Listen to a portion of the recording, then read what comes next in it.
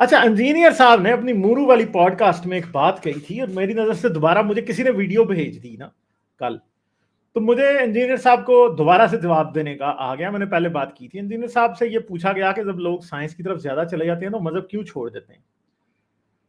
तो इंजीनियर साहब ने ये जवाब दिया कि नहीं, वो लोग सिर्फ साइंस के पर्सपेक्टिव से देखने लगते हैं, वो किसी और चीज को मानने में नहीं आते। तो इंजीनियर साहब ने ये बात कर दी। मगर मैं ये बात बताना चाहता हूं कि साइंस के पर्सपेक्टिव से लोग नहीं सोचने लग जाते, लोग न्यूट्रल पर्सपेक्टिव से सोचने लग जाते हैं। साइंस का मसला यह है कि अगर कोई चीज होती है तो साइंस उसको मान लेती है, और जब कोई चीज होती है तो साइंस को उसका सबूत भी मिल जाता है, और जिस चीज का सबूत साइंस को नहीं मिलता, साइंस कहती है चलो निकलो यहां से।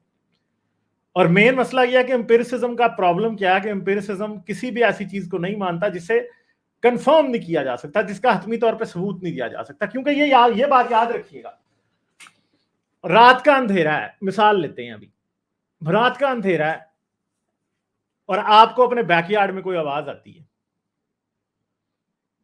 तो क्या आप इस आवाज को सुन के ये कह सकते हैं कि शेर आया?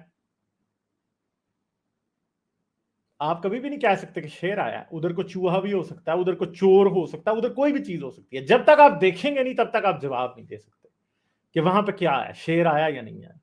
तो ये चीज है कि आप एक ऐसी स्टेट में जहां पे आप चीजों को अच्छे तरीके से एनालाइज नहीं कर सकते, या आपको आज तक वहां से कोई कंफर्म डाटा नहीं मिला।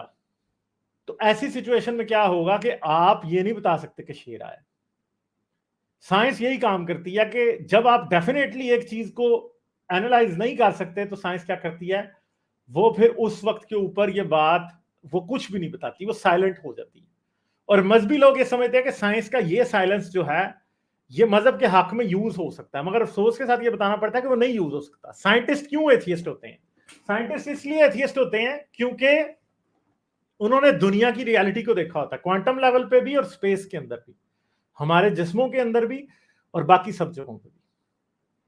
ये सारी रियलिटी साइंसदानों ने देखी होती है, इसलिए वो मजहब को नहीं मानते। मजहब कहता है इंसान मिट्टी से बना है और साइंसदान इस बात पे हंसेगा। ठीक है, अब जैसे एक बात है कि अभी ना पाकिस्तानी आ जाए और उन्होंने ये कहा कि अल्लाह ने आसमान में सितारे इसलिए रखे ताकि इंसानों को रास्ता दिखा सके। ठीक है, मगर मसला यह है कि सितारों का सबसे बड़ा रोल आपकी और मेरी जिंदगी में यह नहीं है कि वो हमें रास्ता दिखा सकें। सितारों का सबसे बड़ा रोल मेरी और आपकी जिंदगी में क्या है? वो ये है कि हम खुद उस मैटर से या मादे से बने हुए हैं जो कि सितारों के अंदर था। आप खुद ये सोचें, मेरे इस हाथ के अंदर जो कार्बन के एटम्स हैं ये हीलियम की फ्यूजन से बने हैं।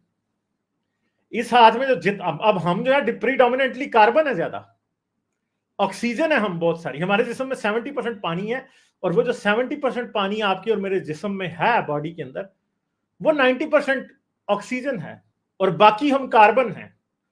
तो मैं और आप जो ऑक्सीजन और कार्बन है, ये कार्बन कैसे बना था? एक सितारा था कोई, वो पहले बिलियंस ऑफ ईयर्स तक क्या करता रहा, हाइड्रोजन को हीलियम में कन्वर्ट करता रहा, और फिर क्या हुआ, उसने अपनी सारी हाइड्रोजन हीलियम में कन्वर्ट कर दी। और उस पॉइंट पे क्या हुआ कि अब उसमें सिर्फ हीलियम रह गई थी। अब हीलियम को जब वो कन्वर्ट करने लगा तो उस कन्वर्जन के अंदर बनती है कार्बन और ऑक्सीजन, और कार्बन और ऑक्सीजन के बगैर हम और आप जिंदा ही नहीं रह सकते।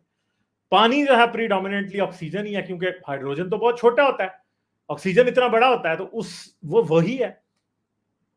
ठीक है, तो ये याद रखें कि आप इमेजिन कर सकते हैं कि अगर मैं और आप कार्बन और ऑक्सीजन है, तो हम दोनों एक वक्त, हम सब एक बहुत बड़ा स्टार था जिसके अंदर इतनी गर्मी थी। आप इमेजिन कर सकते हैं कि आपके चारों तरफ अगर उस एटम की आंखें होती तो आपको अपने इर्द गिर्द आग ही आग नजर आती, और आप किसी सितारे के पेट में होते, उसके कोर के अंदर, क्योंकि ये ऑक्सीजन बन रही थी। तो ये बात जो है, ये आपको कोई भी मुल्ला नहीं बता सकता, ये आपको साइंस ही बता सकती है। और ये हकीकत कुरान आपको कभी भी नहीं बता सकता, क्योंकि कुरान जिस वक्त ये नाजिल हुआ था, जिस वक्त हजरत मोहम्मद का वक्त था, आज से 1400 साल पहले हजरत मोहम्मद ने कुरान में वही बातें लिखी थी जो आज से 1400 साल पहले लोग जानते थे। हमारे पास इसका कोई सबूत नहीं है कि हजरत मोहम्मद ने कोई एक भी बात ऐसी कुरान में लिखी थी जो कि उस वक्त के लोग नहीं जानते थे।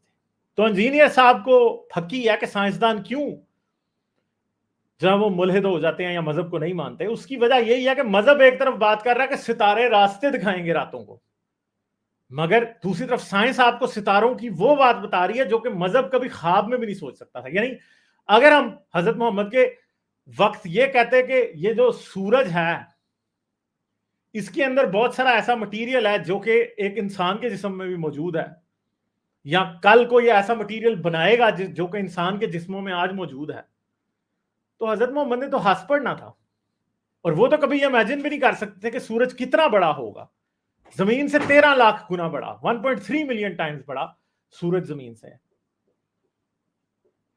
और आज से 4-5 बिलियन साल बाद आपने और मैंने दुनिया में नहीं होना, ठीक है, आपने और मैंने इस यूनिवर्स में नहीं एग्जिस्ट कर रहे होंगे, सूरज तब भी एग्जिस्ट करता होगा, जमीन खत्म हो जाएगी, ठीक है, समझ गए।